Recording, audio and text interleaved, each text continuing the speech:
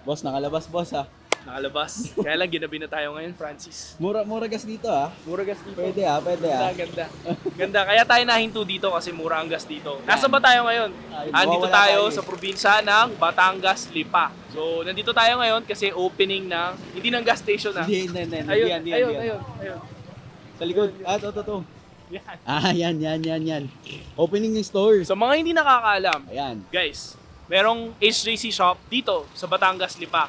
And syempre, exclusive yan. Bali, pag pumunta kayo sa shop niya, puro HJC makikita nyo. At hindi lang yun, marami siyang tindang gulong. So para siyang may coffee shop pa dun sa loob. Mamaya papakita namin sa yun. Kaya lang medyo madilim lang ngayon. Gawin mo ng paraan, Francis ha. Oo. Tsaka pala, namiss ata nila ako. Tagal man di lumabas boss eh. Ang dami nagre-reklamo, puro ako daw eh. Ayaw nyo pa nun? Sige, papakita na nga ulit ako next time.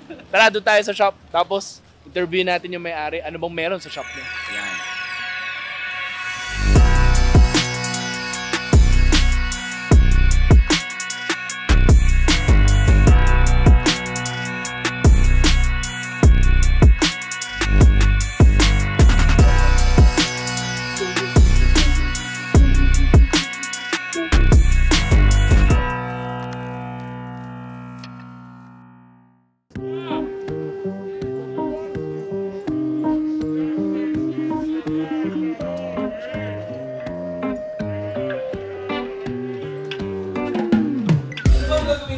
Ha? Dito, introduce ka namin sa camera. Tsaka pala, dito rin si Henry, our special guest. Yung may-ari ng Good evening.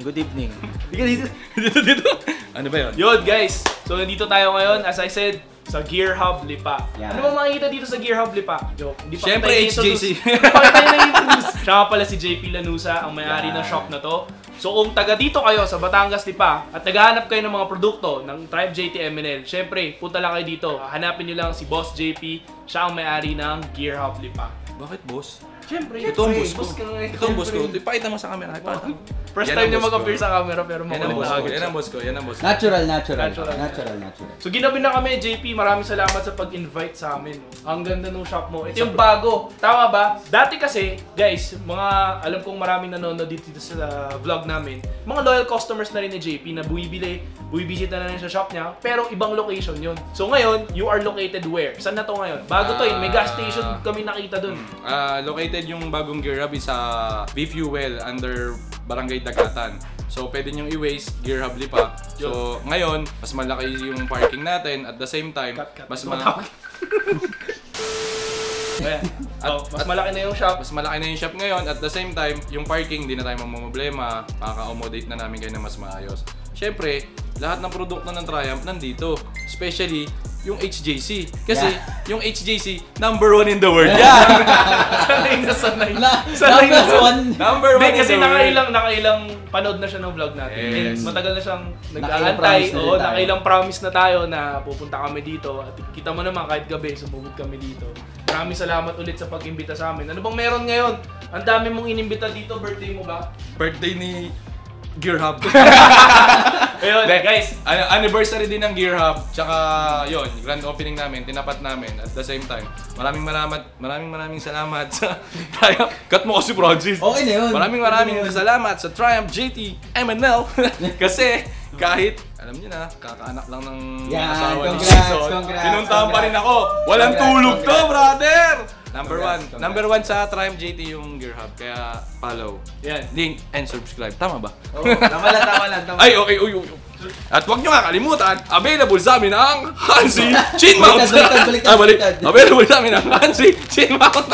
Bukod sa available yung mga Hansi na chin mount. Syempre yung shop mo, hindi naman kasing laki nung meron sa amin sa Manila. Pero nakakatuwa kasi, ang dami ko nakikitang variety. Boss, kompleto. From CS15 to I-10, ARPA 70, ARPA 90, ARPA 11, pati ARPA 1. Medyo naman, Boss Gian, Imprint. OG. So para siyang one-stop shop para sa mga gear natin, accessories natin sa pagmumotor. Para talagang mini Triumph. So hindi na kailangan pumunta doon. Siyempre may Shinko dyan. Baka naman, Shinko, baka naman. Ang daming gulong doon. Tapos nakakatawa kasi may tambayan talaga. May tambayan. Actually, normally, sa normal na araw, siyempre ngayon, marami lang lamesa sa labas. Pero normally may tambayan talaga dyan. Kasi nag-serve kayo ng coffee din dito. Open kayo from what time to what time? 10 a.m. and then till 8 p.m. Monday to Saturday, open kami. May Facebook din ba kayo? Yes. Kasi syempre, bago sila Gear Hubly pa. Boss, number 1 sharer natin yan eh. Number 1 sharer ng Andyan Triumph yung JT Manila. Facebook. You know. Ni Boss JP. So anyway guys, punta lang kayo dito, kompleto yung shop nila. Again, nandito tayo ngayon sa Lipa, Batangas. Di na kayo kailangan pumunta ng Manila, kompleto, pati ultimo products nga ni Tita Henry. At saka ng Imprint Customs, nandito na rin. Yung mga shot din siya. Tapos pwede ka mag-special order ng mga special sizes natin sa Arfa series and sa mga Arfa 1. Nakakatuwa kasi ang dami mong bisita. Especially thanks to SBK from Batangas. English. Ayusin mo kasi. Ikaw mo NMAX Club Batangas and Team Leeg, yung Enduro rider natin. And then Click 125 and then ADB 160 group.